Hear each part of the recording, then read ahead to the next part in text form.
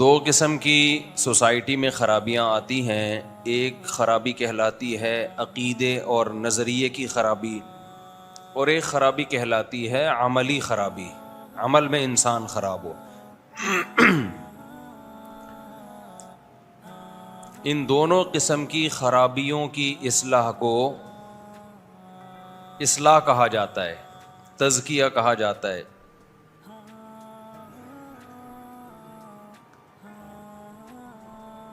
ہمیں دنیا میں زندہ رہنے کے لیے، دنیا میں چلنے پھرنے کے لیے بہت ساری غلط چیزوں کو ٹھیک کرنے کی ضرورت ہوتی ہے. باڈی کو صحیح رکھنے کی ہمیں ضرورت پڑتی ہے. اس کے لیے ہمیں حکیموں سے، ڈاکٹروں سے، ماہرین امراض سے ہدایات لینی پڑتی ہیں. خود سے آپ اپنی باڈی کو ٹھیک نہیں رکھ سکتے. الٹا سیدھا کھاتے رہو گے، غلط لائف اسٹائل ہوگا، بالآخر بیمار ہو جاتا ہے انسان. 20 قسم کی بیماریاں لاحق ہو جاتی ہیں.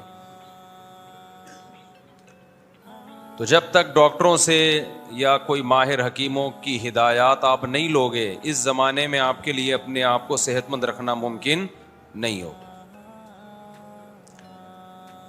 اور کمال کی بات یہ ہے کہ جیسے جیسے قیامت قریب آ رہی ہے، انسان مادی اعتبار سے بھی سیدھے راستے سے ہٹ رہا ہے اور روحانی اعتبار سے بھی سیدھے راستے سے ہٹ رہا ہے. دونوں قسم کی خرابیاں آ رہی ہیں. روحانی اعتبار سے سیدھے راستے سے ہٹنا تو سمجھ میں آتا ہے کہ پیغمبروں سے فاصلہ ہمارا بڑھ رہا ہے. بھائی جتنا نبی صلی اللہ علیہ وسلم سے ہم دور ہوتے چلے جائیں گے زمانے کے لحاظ سے، تو نبوت کی تعلیمات کے اثرات بھی کم ہوتے چلے جائیں گے.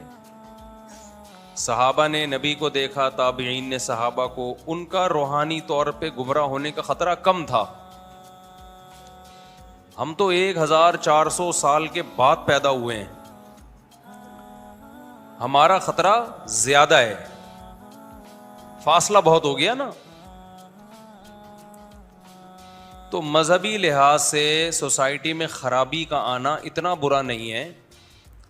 مادی اعتبار سے سوسائٹی میں خرابی کا آنا یہ سمجھ سے بالاتر ہے. اس کی میں ابھی وجہ بیان کروں گا. آپ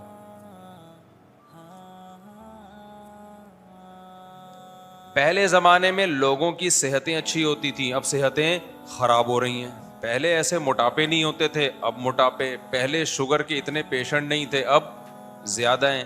ہارٹ کے ایسے پیشنٹ نہیں تھے، اب زیادہ ہیں. یہاں ایک سوال پیدا ہوتا ہے، بھائی مادی ترقی تو بڑھ رہی ہے نا. یہ جو میں کہنا چاہ رہا ہوں ایک مثال سے سمجھاتا ہوں، پھر دماغ شریف میں بات انشاءاللہ آئے گی. ہمارے ہاں جامعۃ الرشید میں چند سال پہلے ایک مسئلے پر تحقیق ہو رہی تھی. سب علماء بیٹھے ہوئے تھے، مفتیان کرام بیٹھے ہوئے تھے. آپ کو معلوم ہے کہ چند سال پہلے یہ ایشو کھڑا ہوا تھا کہ کان میں دوا ڈالنے سے روزہ ٹوٹتا ہے یا نہیں ٹوٹتا. ہمارے جتنے قدیم فقہا ہیں تقریباً سبھی یہ لکھتے ہیں کہ کان میں دوا ڈالنے سے روزہ ٹوٹ جاتا ہے. قرآن و حدیث میں اس پر وضاحت سے کوئی بیان ہمیں نہیں ملتا. کچھ لوگ ہو سکتا ہے بیوقوف یہ کہیں کہ جب قرآن حدیث میں نہیں ہے کہ کان میں دوا ڈالنے سے روزہ ٹوٹتا ہے، تو پھر علماء نے کیوں لکھا کہ روزہ ٹوٹتا؟ پہلے کیوں لکھا؟ آج کل نا منجن بہت بک رہا ہے. تو بھائی یہ بھی تو نہیں ہے کہ نہیں ٹوٹتا، یہ بھی تو قرآن حدیث میں کہیں نہیں لکھا نا. تو جب نہ یہ لکھا ہے کہ کان میں دوا ڈالنے سے روزہ ٹوٹتا ہے، نہ یہ لکھا ہے کہ نہیں ٹوٹتا، تو ایسے موقع پہ اجتہاد کیا جاتا ہے. یہ لوگ اکثر دلیل پوچھ رہے ہوتے ہیں نا کہ یہ مسئلہ مفتیوں نے کہہ دیا، قرآن حدیث میں اس کی دلیل دکھاؤ. تو آپ بتا دو ایسا نہیں ہے، اس کی دلیل دکھا دو. کیا خیال ہے بھائی؟ ایسے پاگل لوگ آ رہے ہیں جن سے لوگ متاثر بہت ہوتے ہیں. میں تو حیران ہوتا ہوں اس پہ، ان اسکالر سے متاثر ہوتے ہیں. آپ ان سے کہتے ہو یہ مسئلہ غلط ہے تو یوں بتا دو کہ اس کی کیا دلیل ہے. میں نے مسئلہ بیان کیا نا ایک دفعہ جھینگے کے بارے میں, کیکڑا صحیح نہیں ہے. تو لوگوں نے کہا قرآن حدیث سے بتاؤ کیکڑا کھانا حلال ہے. میں نے کہا آپ بتا دو ہاں قرآن حدیث سے بتاؤ کہ کیکڑا کھانا ناجائز ہے. میں نے کہا آپ بتا دو کہ جائز ہے. ہم جب قرآن حدیث مانگے نا تو پنچر ہو جاتے ہیں, ہوا نکل جاتی ہے. لوگ کہتے ہیں نا, میں نے ایک کلپ ریکارڈ کروایا تھا کہ کیکڑا کیا ہے فقہ حنفی میں جائز نہیں ہے. لوگ کہتے ہیں اسلام میں بتاؤ, فقہ حنفی نہیں بتاؤ. اسلام میں چونکہ اس کے حلال ہونے کی کوئی دلیل نہیں ہے اس لیے ابو حنیفہ نے اس کو ناجائز کہا. اسلام کی وجہ سے فقہ حنفی میں آیا ہے مسئلہ, فقہ حنفی کی وجہ سے اسلام میں نہیں گیا. تو فقہ حنفی کوئی اسلام سے الگ کوئی چیز نہیں ہے. اور آپ جو بتا رہے وہ بھی تو اسلام نہیں ہے نا, وہ بھی تو آپ کی رائے ہے. کیونکہ اسلام تو اس بارے میں کیکڑے کے بارے میں کیا ہے, لفظ کیکڑے کے بارے میں خاموش ہے. جب خاموش ہے تو پھر دیگر دلائل دیکھے جاتے ہیں کہ اس سے کیا پتہ چل رہا ہے حلال والے زیادہ ہیں یا حرام والے زیادہ ہیں. اپنی رائے کو اسلام کہتے ہیں, ابو حنیفہ کی رائے کو حنفی فقہ کہتے ہیں یہ لوگ, اور اسلام کے مقابلے میں لاتے ہیں. تو آپ کی بھی تحقیق اگر قرآن و حدیث سے ہے, ابو حنیفہ کی بھی قرآن و حدیث سے ہے, تو دونوں اسلام ہیں. صحیح بات یہ ہے کہ اس میں صحیح والا کون سا ہے. تو ابو حنیفہ کی رائے میں غلطی کا امکان کم ہے, آپ کی رائے میں غلطی کا امکان زیادہ ہے. یوں تعبیر ہونی چاہیے. تو جو بولا کرے نا ہم پہ اعتراض کرے یہ لوگ کیکڑا نہیں کھاتے, کہتے ہیں کہ اس کے حالانکہ حلال و حرام کرنا تو صرف اللہ کا کام ہے. آج کل ایسے کلپ آ رہے ہیں مفتیوں نے کیکڑے کو حرام کر دیا, حالانکہ حلال حرام کرنا کس کا کام ہے, اللہ کا. تو ان سے بولو حلال کرنا بھی اللہ کا, حرام کرنا بھی اللہ کا. اگر آپ کہتے ہو کیکڑے کے بارے میں حرام ہونے پر کوئی حدیث نہیں ہے تو آپ حلال ہونے پر دکھا دو, حلال ہونے پر بھی تو نہیں ہے. اب یہاں اجتہاد ہوگا, پھر جب اجتہاد ہوتا ہے تو فقہا کا اختلاف بھی ہوتا ہے, اور پھر تقلید ہی کرنی پڑتی ہے. آپ کرتے تقلید ہو اپنے مولویوں کی, لیبل لگاتے ہو محقق ہیں, ہم قرآن حدیث کو مانتے ہیں, یہ جھوٹ بول رہے ہو, یہ منجن کسی اور کے سامنے بیچا کرو جا کے. میرا موضوع ہٹ جاتا ہے کیونکہ اس کی فضول چیزیں بہت آ رہی ہیں مارکیٹ میں.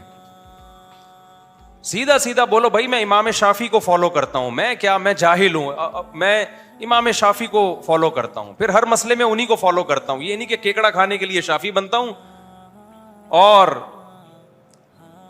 جہاں کوئی آسانی نظر آئے تو حنفی بن جاتا ہوں. ہم کبھی شافعیوں پہ اعتراض نہیں کرتے, وہ کہتے ہیں بھائی ہمارے پاس علم کامل نہیں ہے, ہم امام شافعی کو فالو کرتے ہیں, اہل سنت والجماعت کے امام ہیں اور ان کی تحقیق ہے, تو پھر ہر چیز میں انہی کو فالو کرتے ہیں.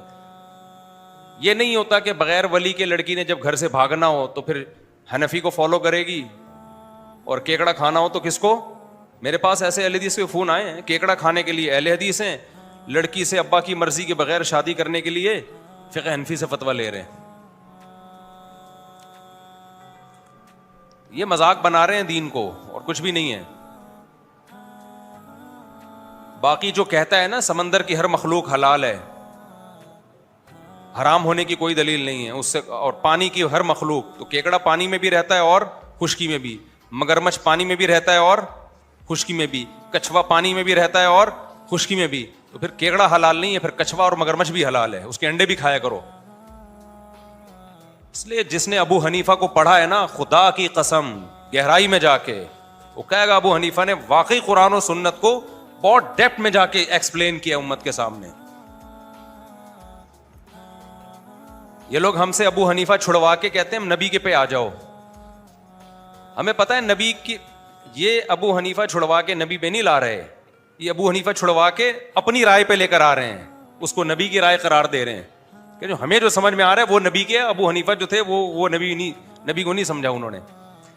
اٹھا کر پھینک دو باہر گلی میں, نئی تہذیب کے انڈے ہیں بیڈ کو گندے کو انگلش میں ڈرٹی, تھوڑا انگلش کا تڑکا, شعر پرانا ہو گیا نا. اٹھا کر پھینک دو باہر گلی میں, اٹھا کر پھینک دو باہر اسٹریٹ میں, نیو تہذیب کے انڈے ہیں ڈرٹی. یہ شعر پرانا ہو گیا تو تھوڑا میں نے ٹیسٹ چینج کیا اس کا. تو اچھا کمال کی بات ہے جب ہم جواب میں کوئی کلپ ریکارڈ کرواتے ہیں نا, ان کے کمنٹس میں اس کا ایسے لوگ جو اعتراض کرتے ہیں نا ابو حنیفہ پہ یا علماء پہ, تو جب ہم کلپ ان کے کمنٹس میں نا لنک شیئر ڈال دیتے ہیں تو فوراً لنک اڑا دیتے ہیں وہ لوگ. حالانکہ آپ اگر تحقیق محقق ہو تو بھائی دونوں کی رائے کو سنو. آپ کمنٹس میں سے وہ اڑا کیوں رہے ہو؟ یہ کہتے ہیں نا سب کو سننا چاہیے, تو اپنے مخالف کو سننے کا حوصلہ تو پیدا کرو. لیکن آپ نے ان لوگوں کا ظرف بہت تھوڑا دیکھا ہوگا. یہ کہتے ہیں, دعویٰ کرتے ہیں سب کو سنو, لیکن کمنٹس میں اس طرح کے تمام کمنٹس اور لنک ڈیلیٹ کر کے بتا رہے ہوتے ہیں کہ ہمارے علاوہ کسی کو بھی نہیں سنو. منجن کی بہت ساری قسمیں میرے بھائی. جیسے منجن قرآن و سنت کے نام پہ بیچا جاتا ہے نا, ایسے ہی منجن یہ کہہ کے بھی بیچا جاتا ہے کہ دوسرا منجن بیچ رہا ہے. دوسروں پہ منجن بیچنے کا الزام لگا کے بھی اپنا منجن ٹائٹ طریقے سے بیچا جاتا ہے. ہم اپنے ٹاپک کی طرف آتے ہیں. کیا ہم ساس بہو کے جھگڑے لے کے بیٹھ گئے؟ تو ہر شاخ پہ الو بیٹھا ہے, انجام گلستان کیا ہوگا. ہر شاخ پہ, ہر چینل پہ ایک الو بیٹھا ہوا ہے جو کہہ رہے کہ میں ہوں جو قرآن و حدیث کو بتاؤں گا. تو یہ سمجھو ہر باغ میں جب ہر شاخ پہ پھول کے بجائے الو اور تتلیوں کی بجائے الو آ کے بیٹھ جائے تو گلستان کا انجام کیا ہوگا. تو ہم یہ لے کے چل رہے تھے میرے بھائی, جو قدیم فقہا ہیں میرے بھائی وہی ٹھیک ہیں. تو میں وہ واقعہ بیان کر رہا تھا, جامعۃ الرشید میں مجلس سے تحقیق ہو رہی تھی. تقریباً تمام قدیم فقہا نے یہ بات لکھی کہ کان میں دوا ڈالنے سے روزہ ٹوٹ جاتا ہے, کیونکہ یہ مسئلہ قرآن و حدیث میں صراحتاً مذکور نہیں ہے. جب مذکور نہیں ہے تو اجتہاد کیا. اب اجتہاد کسے کہتے ہیں, قیاس کسے کہتے ہیں, کہ بھائی ہمیں اس سے ملتی جلتی قرآن و سنت میں مثالیں ملتی ہیں تو انہی پر قیاس کر لیا جائے گا اس کو بھی. تو دیکھا کہ بھائی دماغ یا معدہ ایسی چیز ہے جس میں کوئی بھی چیز جاتی ہے تو روزہ شریعت ٹوٹنے کا حکم لگاتی ہے. جیسے ناک میں دوا ڈالنے سے بھی روزہ ٹوٹتا ہے نا. تو فقہا نے فتویٰ یہ دیا کہ بھائی چونکہ کان میں دوا ڈالنے سے وہ دوا دماغ تک پہنچتی ہے, کوئی کان کا پردہ ہے اور سوراخ ہے. ان کا خیال یہ تھا ہم جو سنتے ہیں تو یہ کوئی سوراخ ہوگا نا جو دماغ تک آواز پہنچ رہی ہے. تو انہوں نے فتویٰ دے دیا کہ بھئی کان میں دوا ڈالنے سے روزہ ٹوٹ جاتا ہے. اسی فتوے پر امت عمل کرتی آ رہی تھی, اور قرآن و حدیث میں اس کا کوئی تذکرہ تھا نہیں واضح. اگر ہوتا تو پھر تو 2 اور 2 4 کی طرح ہو جاتا نا مسئلہ. آج جب میڈیکل سائنس نے بہت زیادہ ترقی کی تو ڈاکٹروں نے بتایا کہ بھائی کان میں دماغ تک پہنچنے کا کوئی راستہ نہیں ہے, کوئی سرے سے پائپ, کوئی جھلی بھی نہیں ہے جہاں سے کوئی پانی یا دوا سرایت کر کے کہاں تک پہنچ جائے, دماغ تک. جب میڈیکل سائنس کی یہ تحقیق آئی تو دارالعلوم کرنگی میں بھی علماء کے اجلاس ہوئے, جامعۃ الرشید میں بھی, بنوری ٹاؤن میں بھی, اور بھی بہت سارے مدارس میں, کہ بھئی یہ تو مسئلے کی بیس ہی یہی تھی کہ دماغ تک دوا پہنچ رہی ہے, یہ تو پہنچ ہی نہیں رہی, ڈاکٹر کہہ رہے ہیں. اب جب ہمارے یہاں اجلاس ہوا, دارالعلوم کرنگی نے تو فتویٰ دیا کہ اس سے رجوع کر لیا کہ بھئی کان میں دوا ڈالنے سے روزہ نہیں ٹوٹتا. ان کی یہ رائے تھی, اور فتویٰ اسی پہ دے دیا انہوں نے, اور یہی ہماری رائے بھی ہے کہ کیونکہ اس کی بیس ہی ختم ہو گئی نا. علماء نے جو اجتہاد کیا تھا وہ تو اس بیس پہ کیا تھا نا کہ دماغ تک کچھ پہنچ رہا ہے, تو پہنچ ہی نہیں رہا. بنوری ٹاؤن میں بھی ہوا, ان کی وہی رائے ہے جو قدیم فقہا کی رائے ہے. وہ بھی اجتہادی مسائل میں کوئی ایک جانب پہ آپ بہت زیادہ سختی نہیں کر سکتے. ہمارے جب جامعۃ الرشید میں اجلاس چل رہا تھا تو ایک جو مفتی تھے سینئر, ان کی رائے یہ تھی کہ یہ جو اتنے سارے فقہا نے یہ فتویٰ دیا ہے کہ کان میں دوا ڈالنے سے روزہ نہیں ٹوٹتا, یہ اتنے سارے لوگ غلط تو نہیں, یعنی غلط سے مراد ہے کہ ان کو تو آج کے فقہا ان فقہا کا مقابلہ نہیں کر سکتے. آج کے فقہا کا مطلب ہم لوگ, ہم تو بہت ہی تھوڑے ہو گئے, یعنی جو سینئر لوگ ہیں. لہذا ان کی رائے کو فالو کیا جائے. ایک اور بڑے مفتی ہیں ہمارے ہیں, انہوں نے بڑی بہترین بات کی. انہوں نے کہا جیسے آج کے فقہا ان فقہا کے برابر نہیں ہو سکتے ذہانت میں, تفقہ میں, لیکن اس زمانے کے طبیب آج کے طبیبوں کے برابر, آج کے ڈاکٹروں کے برابر نہیں ہو سکتے. آج میڈیکل سائنس بہت ترقی کر چکی ہے. تو ہم جو اس فتوے سے رجوع کر رہے ہیں اس کی بیس یہ نہیں ہے کہ ان علماء کو ہم غلط کہہ رہے ہیں, قدیم فقہا کو, کہ ان کو نہیں پتا تھا, بلکہ ان حکیموں کو ہم غلط کہہ رہے ہیں کہ ان کو نہیں پتا تھا. وہ سمجھتے تھے کہ کان سے دوا پہنچ جاتی ہے دماغ تک.